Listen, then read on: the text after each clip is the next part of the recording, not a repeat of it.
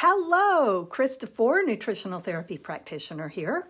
And today I want to talk to you about things that may be preventing you from losing weight that you don't even know are doing it. So when we think about weight, the body is meant to be healthy. It was created in a perfect way.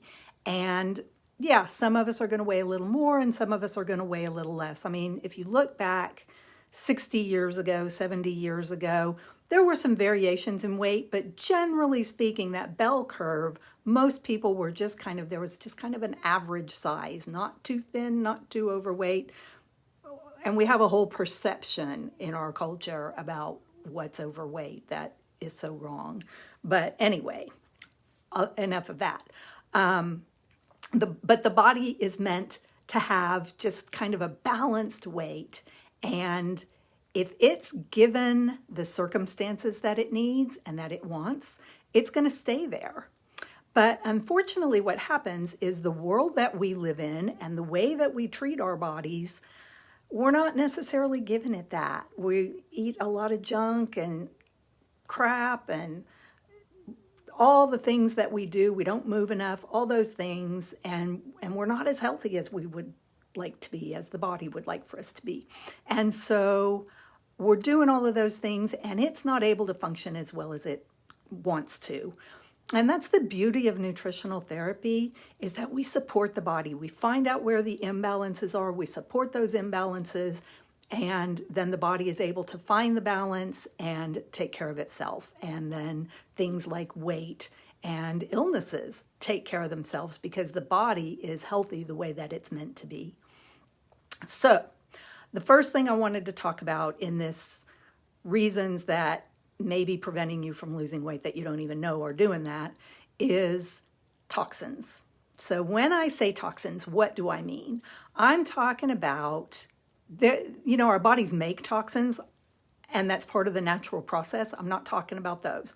I'm talking about the things that we put in that are typically man-made, made in a factory, something like that, chemicals or other things that the body was never designed to deal with. And so, not all of them have been tested, but a lot of them have been tested, and they say, that it's safe in X number of parts per million. And so this one over here is safe in 3 parts per million, and this one over here is safe in 2 parts per million, and this one over here is safe in 6 parts per million. And that's all good. But what happens is that we're not taking these things one at a time. We're not taking them in isolation. The average woman, the last statistic I heard is the average woman puts almost 300 chemicals on her body before she ever leaves the house, in face care and makeup and, skin care, all those kinds of things. The soap, the shampoo, all of it. And babies are born with often over 200 different chemicals in their umbilical cords.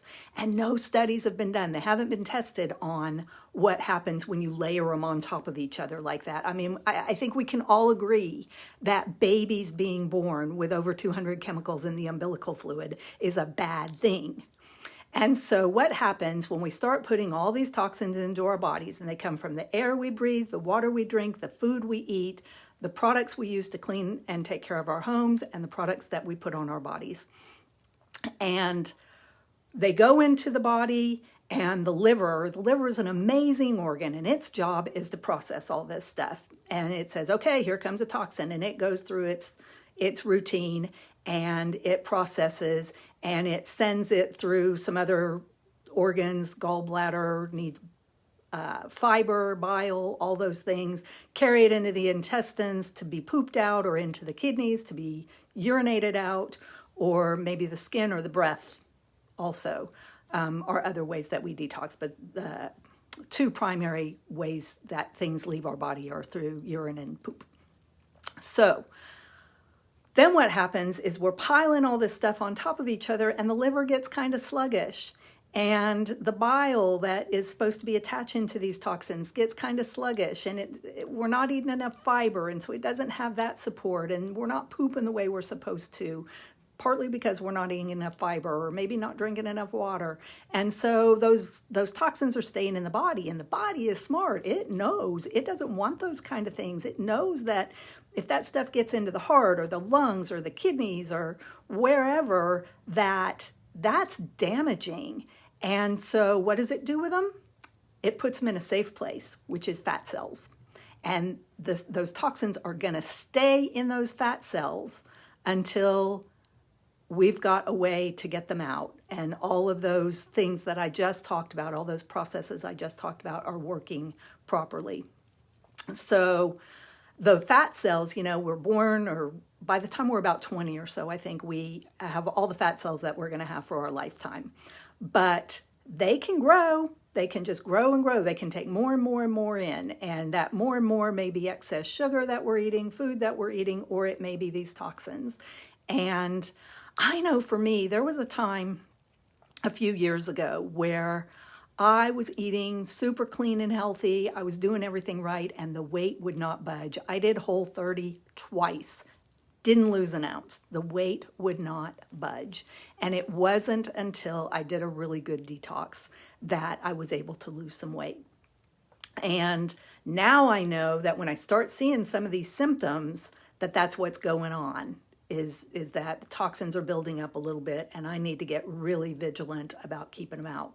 So there's the first place that we start is, if you've got a flood in your house, and you're trying to sweep all that water out, but you don't turn the faucet off, or, whatever is causing the flood, you don't turn the faucet off. You can sweep all that water up, but until the faucet is off and the water stops coming in, you're going to have the flood. So it's the same thing with these toxins in our bodies. So my recommendation for it, first thing to do is pay attention to what you're eating. Organic produce as much as possible. Look at the environmental working group, Clean 15 and Dirty Dozen lists. The Dirty Dozens are the ones that are most likely to have chemicals on them. Clean 15 are the ones least likely. If you can afford to buy everything organic, do that. Otherwise, use those two lists kind of as your guidance. When buying, I am vigilant about buying animal products, organic, pasture-raised, grass-fed, those sorts of things, whatever the labels are, about the particular type of animal I'm buying. But I'm really careful because animals, you're not only eating them, but you're eating what they ate. And if they've been fed grains that are raised with toxic chemicals, then we're going to be getting the chemicals from them. Among other things, there's a lot of reasons to do that, but that's one of them. Check the products that you use in your home. And the last time I cleaned my bathroom, I used toilet cleaner, but everything else I cleaned with a paste made of vinegar and baking soda and a little bit of castile soap. And it worked great. And so super clean, super pure, can't hurt anybody to clean that way. And using those kind of products, the products that we use in our homes and the products that we use on our bodies. And again, the Environmental Working Group is a great resource for information like that.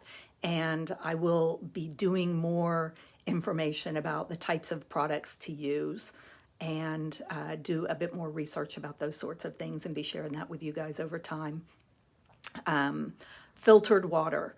And I use a Berkey filter, Berkey. I got it off Amazon, but Berkey also has a website, and drink filtered water. And I got the extra filters in it that it clears out chlorine, it clears out the fluoride that they put in the water. I know it's supposed to be good for your teeth, but we get enough and it's not good for your thyroid. And so I use that filtered water. I cook with the filtered water. I drink the filtered water. I make my coffee with the filtered water. It's kind of a pain in the butt to have to fill it up all the time, but to me, it's worth it because that's a huge source. And speaking of coffee, we were at a functional medicine doctor. I went with my husband to his appointment recently, and she said, and I wasn't really aware of this, that coffee is one of the biggest toxic plants that's out there. They use lots and lots of chemicals, and different numbers vary, but it's everybody agrees that they use a lot of toxic chemicals. So I'll be sharing more information too about coffee, but look for organic coffee. And just try to reduce the numbers of toxins that you're putting into your body. And then that does an enormous amount if you're eating a lot of produce and getting those bowels moving well and all the stuff coming out easily, then the burden on the liver and on the rest of the system becomes lessened and the body becomes healthier. So that's it for today. Tomorrow I'll have another topic for you. So hope to see you then. Thanks.